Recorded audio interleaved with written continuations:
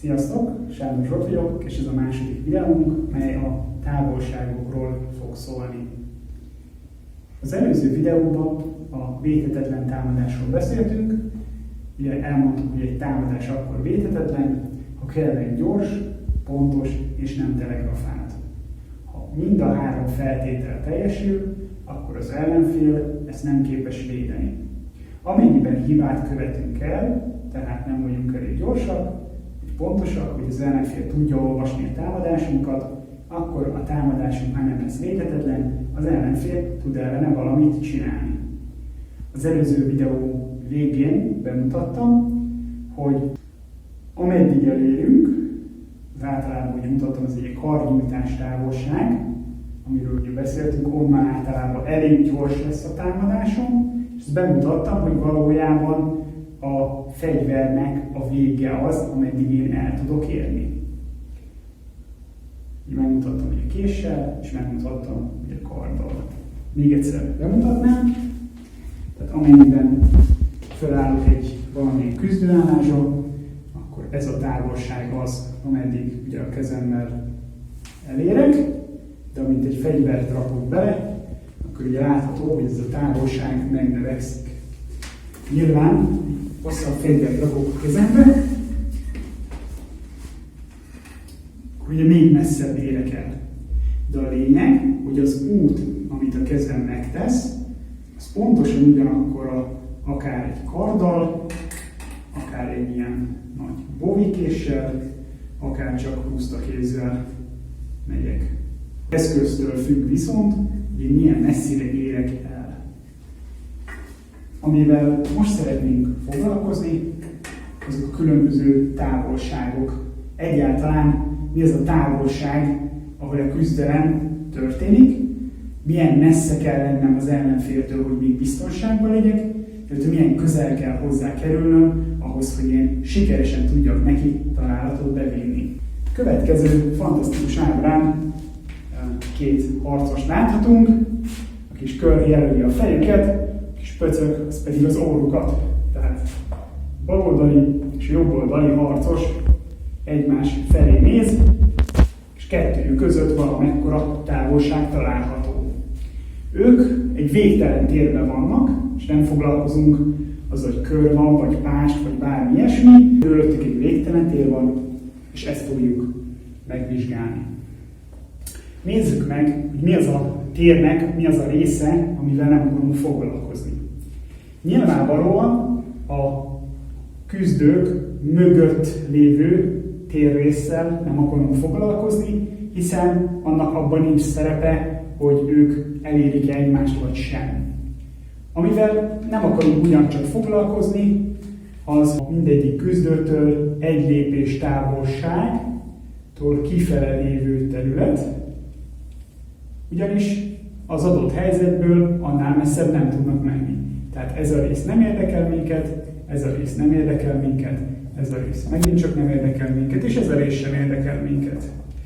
Láthatjuk, hogy a végtelen teret egy ilyen dobozra le tudtuk szűkíteni. Ezért fontos, mert innentől nem mindent kell vizsgálnom, hanem tényleg a térnek csak egy szűk részét. És itt kell értelmeznem azt, hogy mi az, hogy távolság. Mi az, hogy két küzdő közötti távolság, és ez mi az a jó távolság, és mi az, ami már túl sok, és esetleg mi az, ami túl kevés. Próbáljuk az előzőekben tanultakkal összevonni, tehát összeépíteni védhetetlen támadással. Ugye nézzük meg, hogy védhetetlen támadás kellően gyors legyen, és ez körülbelül, ugye azt mondtuk, hogy ez egy 250 millisekundumnyi idő. Én három távolságot határoztam meg. Az egyik a halássáv, a másik a reflexsáv, és a harmadik az elérési sáv. Kezdjük a legutolsóval, az elérési sávval, hiszen az korlátozza be, az határozza meg a teret, ameddig elérünk. Az elérési sáv definíció egyszerű, adott helyzetből mi az a maximális távolság, ameddig egy lépéssel el tudok jutni. Az ellenfél ehhez képest kijebb van, messzebb van, mint ameddig én egy lépéssel elérek, akkor ő biztonságban van. Ugyanis én nem tudom őt elérni. Ahhoz, hogy el tudjam érni, nekem kell egyet lépnem. De az ellenfél látni fogja, hogy én lépek, és ezért ő is lépni fog, ugye a végtelen térbe fog arra menni. Tehát, ha ő az elérési sávomon kívül van, ott 100%-osan biztonságban van. Mit jelent ez? Nézzük meg a gyakorlatban. A földre egy vonalat húztam, ezek merőlegesek egymásra, ezt hívjuk vívó vonalnak, és ez segíteni fog abban, hogy jobban megértsük ezeket a távolságokat. Annyit fogok tenni, hogy a merőlegesnek az egyik szárára állok a hátsó lábammal, majd pedig fölveszek egy ilyen kényelmes vívó állást, egy ilyen nem túl mély, alapvetően 50-50%-ban van a testsúlyom a két lábam között, állhatnék egy kicsit mélyebben, de nem tudom, hogy valójában nincs jelentősége. Megtehetném azt, hogy mint ahogy a késvívásban nem tiálásba álljak, mint ahogy mondjuk egy kardvívás, vagy tör, vagy párbajtör, vagy bármilyen hasonló fegyverrel, vagy smallsword, hanem elforduljak egy kicsit, és ezáltal a csípőm kicsit az ellenfél felé nézzen. A helyzeten nem változtat, a lábam ugyanazon a vonalon mozog, csak a csípőmnek a pozíciója változott egy kicsit, ilyen szempontból ez lényegtelen. Az egyes ilyen stibulák, azok egy lépésnyi távolságot jelentenek, nézzük meg, egy lépés, két lépés, és ez most nehéz lesz, 3 lépés. Jó? Gyakorlatilag az én elérési sávom, az a sáv, ameddig én fizikailag képes vagyok elérni. Ez pedig valójában itt van. Nyilván még kéne egy kicsit lazítanom, de nagyjából itt lenne a vége. Tehát ha én most kinyújtom a kezem, akkor idáig tudok elérni. Idáig tudok elérni késsel, és idáig tudok elérni karddal. Minden végrehajtok egy kitörést, nagyon-nagyon mély kitörést, akkor körülbelül idáig érek el. Azt jelenti, hogy az ellenfél ennél messzebb áll, akkor ő teljesen biztonságban van. Nyilván látjuk, hogy azért meg kell szenvednem, hogy elérjem testemnek ezen határait. Mi az a távolság, ahol azért normálisan, kényelmesen és dinamikusan oda tudok érni. Én, másnak ez kicsit lehet, hogy több, de fizikailag ott van a vége.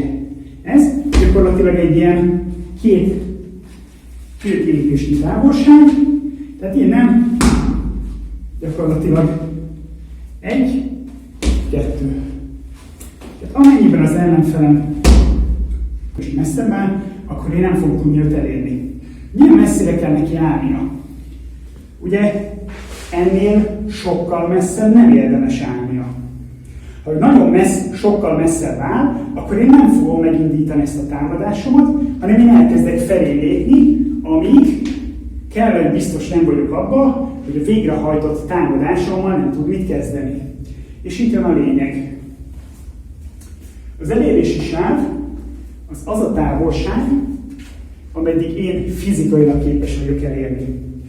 Ezzel egy probléma van, hogy ez általában lassú. Tehát itt a találati valószínűség körülbelül ilyen talán 60%, és akkor azt mondom, hogy most nagyon jó vagyok. Nyilván lehetne végtelen mennyiségű videót analizálni, de nagyjából nekem az érzésem, hogy egy ilyen 10 alkalomból 5-6-szor már talál az ember, akkor már nagyon jó ebből a távolságból. Viszonylag ritkán indítunk, mert lassú, jóval több mint 250 millisekundum, utána fogok ennek nézni, most az érzése ilyen 450 milliszek lehet egy kitörés, de majd megnézzük, hogy egy versenyző vívó mit is tud ebbe a távolságba csinálni. Lehet, hogy 370 millisekundum, nem tudom, megnézzük. A lényeg az, hogy itt már a védőnek van ideje valami fajta védekező mozgást megkezdeni, amennyiben a támadáson nincsen előkészítve, tehát nem nyerek valahogy időt, hogy a kettő közötti különbséget valahogyan leküzdjem, mondjuk egy shell-el, vagy valamivel, amíg az ellenfél azzal foglalkozik, hogy ő a egyik pozícióból a másikba mozog, az alatt én meg tudom csinálni a kitörésemet, mert igaz, hogy a kitörésem lassú, viszont amíg ő mozog, és azzal elmegy az idő, az alatt én pont odaérek a kitörésemmel. Jó? Ez az elérési táv. Tehát halálsáv, ez a másik, ez az a távolság, ahova véletlen támadást tudok végrehajtani. Bemutatom egy bóvikésre, tehát ugye ezt mondtuk, hogy egy karnyújtás távolságra, tehát ide én bármikor olyan gyorsan tudok vágni, hogy ha az ellenfél ide belép, akkor ő semmit nem tud csinálni. Gyorsabb leszek, mint az ő reakcióidője. Tehát gyorsabb leszek. Ha ő ide belép, ide kinyújtja a kezét nekem, jön így, kinyújtja a kezét, én meg tudom hamarabb vágni, mielőtt el tudná húzni. Kérdés az, hogy ez nagyon csak a kéz távolságot jelent. Nem. A halálsáv az a távolság, amit én fizikailag mondjuk ilyen kellően gyorsan meg tudok csinálni. Ez lehet általában vagy egy kéznyújtás, vagy egy félkitörés. Tehát ha megnézitek, egy láb távolságra, ahova elérek. Jó? Valójában van egy köztes sáv, ez a reflex sáv. Ez arról szól, hogy én gyorsabb vagyok, mint az ellenfél, akkor én lehet, hogy egy fél kitörés, meg egy kicsit, vagy akár egy teljes kitörést is megcsinálhatok, ha az ellenfelem lassú. Tehát ez egy kicsit nagyobb távolság, ez inkább tőle függ. Ha azt mondjuk, hogy mondjuk a halálsáv ez egy jó esélye, hogy ilyen 100%, az elérési sáv az 60%, akkor a kettő között van valahol egy ilyen reflexsáv, ahol még mindig elég nagy valószínűséggel el tudom találni az ellenfelet, és gyakorlatilag, ha ezt megnézzük, akkor ahogy a távolság nő, ugye ez itt az elérési, és hogyha azt mondom, hogy a valószínűségem itt 100%, és itt mondjuk itt a 60, jó esélye, vagy lehet, hogy 50, lehet, hogy még kevesebb, akkor igazából van egy ilyen ívünk, és valójában az egész küzdelem arról szól, hogy én ezt így felrajzolom, hogy itt a halálsáv, reflexsáv, elérési sáv, valójában ezt a dobozt akarom én az ellenfél felé mozgatni. Tehát nekem az a célom, hogy ugye itt még nem érem el az ellenfelet, elkezdek lépni az ellenfél felé, majd újra elkezdek lépni az ellenfél felé. Egyszer csak elérem az elérési sávval, egészen igen nem érem el, addig nem is indítok támadást. És ahogy elkezdek még közelebb menni, ugyanis itt mondjuk 50-50, de ahogy még közelebb jövök, egyre nagyobb a valószínűség, hogy találok.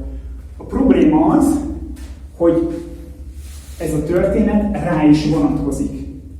Tehát, ha beérünk karnyújtás távolságba, és ő is ilyen messze van tőlem, akkor aki indít előbb, ahogy beléptünk, aki előbb indít, az fog találni.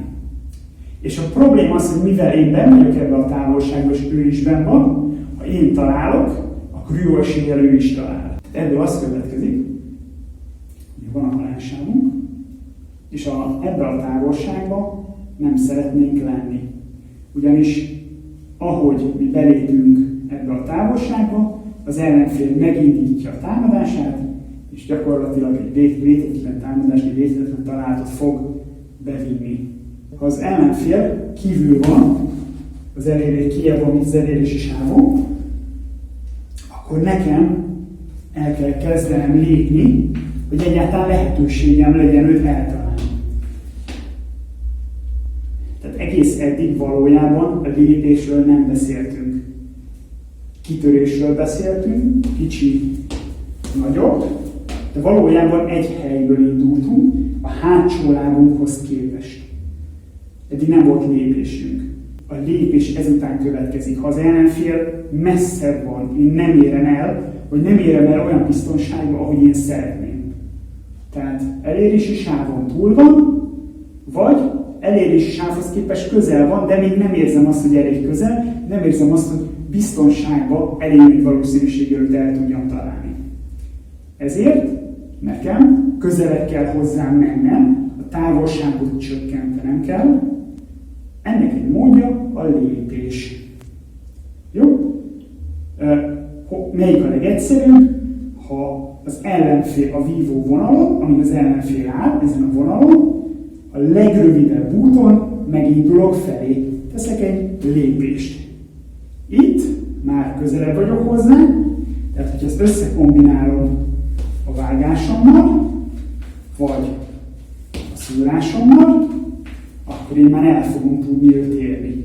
Tehát egész eddig nem volt lépés, és hirtelen a távolság miatt bejött a lépésünk, mint fogalom.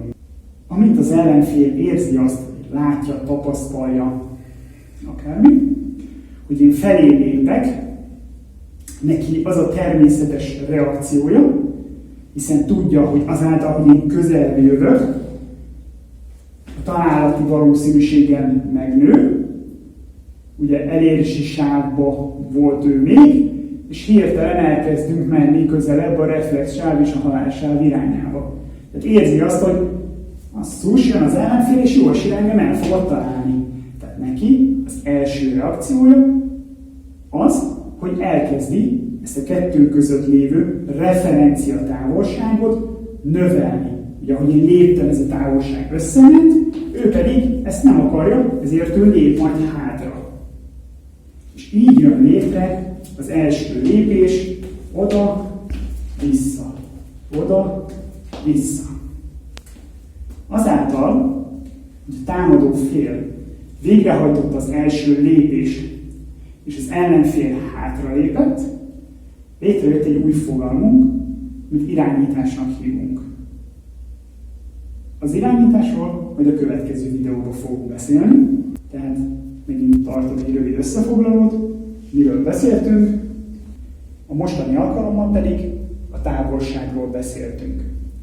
Definiáltuk az elérési sávot, ami az a sáv, ameddig én elérek, fizikailag képes vagyok, egy mozdulattal, ez a maximum.